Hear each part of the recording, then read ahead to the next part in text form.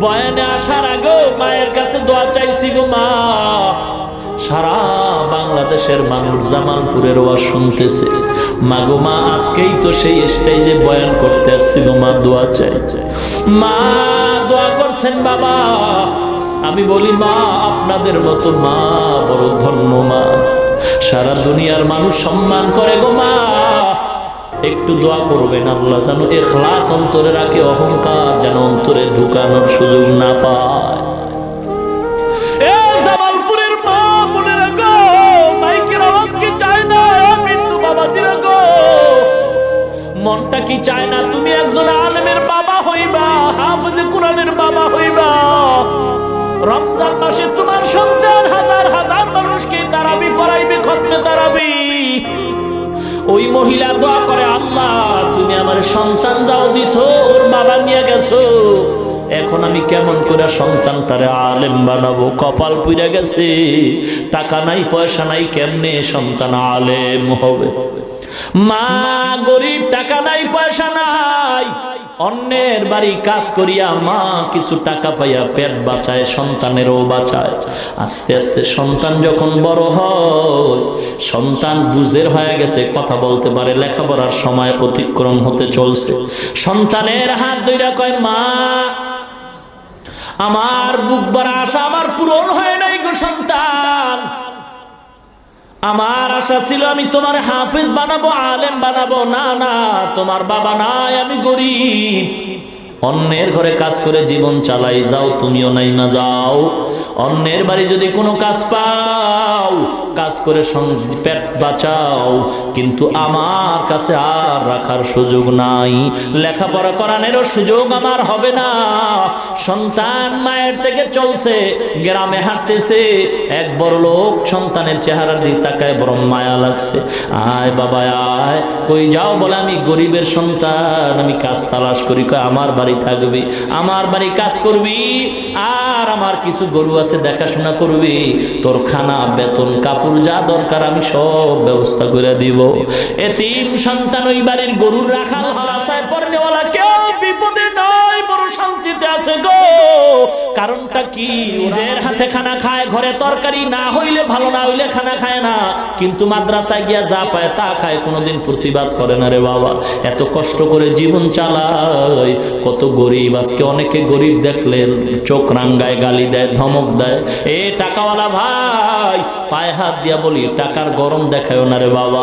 টাকায় সম্মান দেয় না, ক্ষমতায় সম্মান দেয় না বাবা গো। গরিব রে ধমক দিও না, গরিবের ভিতরে এমন সম্পদ আছে, এই সম্পদের কারণে আমার মাওলা নবীর মাধ্যমে সুসংবাদ দিছেন, গরিব ওই সম্পদের কারণে বড় লোকের 500 বছর আগে জান্নাতের মেহমান হয়ে যাবে। মুসলমান ইমানদার, আল্লাহর দরবারে হাজার শুকর। যুবক ভাই গো, মাদ্রাসায় লেখাপড়া করেছি, কত কষ্ট করে পড়েছি, আমার মাওলা ছাড়া কেউ জানে না। ইলমে দ্বীন শিখে আসলাম রে বাবা, কোনো চাকরি নাই, কোনো সার্টিফিকেট নাই, কওমিয়া মাদ্রাসায় লেখাপড়া করলাম।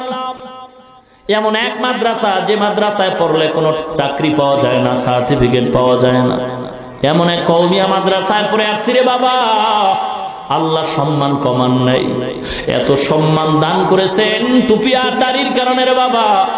দুনিয়ার কোন বড় লোক, এমপি, মন্ত্রীরাও মনে হয় এত সম্মান পায় না। সম্মান দেওয়ার মালিক কে? নাকি টাকা, সম্পদ? টাকায় যদি সম্মান দিতে পারত, ক্ষমতায় যদি বাঁচাইয়া সম্মান দিতে পারত গো, পৃথিবীর টপ লেভেলের ধনী ক্ষমতাওয়ালা আমেরিকার ডব্লিউ বুশের গালে সাংবাদিকের জুতা মোলাকাত করতে পারত না। সম্মান আল্লাহ দান করেন রে বাবা, অহংকারী করিও না। টাকা পয়সা আল্লাহ দিয়েছে, ক্ষমতাও তো আল্লাহ দিয়েছে, শুকর আদায় করো, অপব্যবহার করিও না। সাবধান, গরিবকে ধমক দিও না। গরিবের অন্তরটা কিন্তু ছোট্ট, ওর অন্তরে কোনো অহংকার নাই। মাদ্রাসায় অধিকাংশ গরিবের ছেলেরাই আলেম হয়, কারণটা কি? তারা আল্লাহর দরবারে অন্তর ছোট কইরা কান্নাকাটি করে। বড় লোকের সন্তান হয় না কেন? ওস্তাদ যদি ধমক দেয়, টাকার গরমে ওস্তাদের বিচারের জন্য বাবা দৌড়ায়, আছে না নাই? ভার্সিটির ছাত্র ভাই গো, পর্দার অন্তরালের মা গো, এ যুবক ভাই, বৃদ্ধ বাবাজিরা, পায়ে হাত দিয়া বলি, ধর্মীয় শিক্ষার কত দাম। আল্লাহ পাক আজকে কোরআনের বরকতে কত সম্মান দান করেছেন। ও মা, তোমার কি মনে চায় না তুমি একজন আলেমের মা হইবা, হাফেজ কোরআনের মা হইবা? এ মা, টাকা লাগবে না, পয়সা লাগবে না, আল্লাহ পাক যদি কবুল করেন বিনা টাকায় হক্কানি আলেম বানায় দেন। ইতিহাস হাজার হাজার পর্দার অন্তরালে বৈশা মা দোয়া করে, আল্লাহ তুমি আমাকে একটা নেককার সন্তান দাও। নতুন বিয়ে হলো 1 বছর, আল্লাহর দরবারে দোয়া করে, আল্লাহ গো তুমি এমন সন্তানের মা বাবা আমাকে বানাইও, মরণের পর সন্তান যেন আমার জানাজা পড়াইতে পারে, হাফেজে কোরআন বানাও, এমন একটা সন্তান দাও। মহিলার দোয়া আমার মাওলা কবুল কইরা নিছে, এমন ভাবে কবুল করছে, মহিলার গর্ভে আল্লাহ একটা বাচ্চা দান করেছেন, নেককার সন্তান। আল্লাহর কাছে চাইতে হয়। ইব্রাহিম নবী চাইছেন, রব্বি হাবলি মিনাস সলিহিন। ও মুসলমান ভাই, যারা বিবাহ করেন নাই, অনুরোধ করি আল্লাহর দরবারে নেককার বিবির জন্য দোয়া করেন। আর নেককার বিবি যদি আল্লাহ দান করেন, তার গর্ভেই নেককার সন্তান পাওয়া যাবে। এ মা বোনেরা, আপনারা তো আলেমদের মা, হাফেজে কোরআনের মা, আব্দুল কাদের জিলানীর মা, শাহ ওলিউল্লাহ মুহাদ্দিসে দেহলভির মা, বাইজিদ বুস্তামির মা। ও পর্দার অন্তরালের মা গো, আল্লাহর কাছে দোয়া করো গো। কত মানুষ এইসা কান্নাকাটি করে 10 বছর বিয়া করলাম, একটা সন্তান পাইলাম না। মুসলমান গো ভাই, মাজারে যাও, সন্তান পাইবা। কি গো, এ মাজারওয়ালা যদি সন্তান দিতে পারত গো, বাংলার জমিনে কোনো হিজলা থাকতো না। আমি বলবো, বাবা মাজারে চাও কেন? আল্লাহর দেওয়ার ক্ষমতা নাই? আছে নাকি দুর্বল হয়ে গেছে? যারা আল্লাহর কাছে না চাইয়া অন্যের কাছে চায়, কবরে চায়, মাজারে চায়, তাদেরকে আমি বলতে চাই, তুমি মাজারে চাও কেন? 2 কথার 1 কথা মানতেই হবে, হয়তো আল্লাহ দুর্বল, না হয় আল্লাহ সবল। যদি হয় তাহলে কেন চাও না?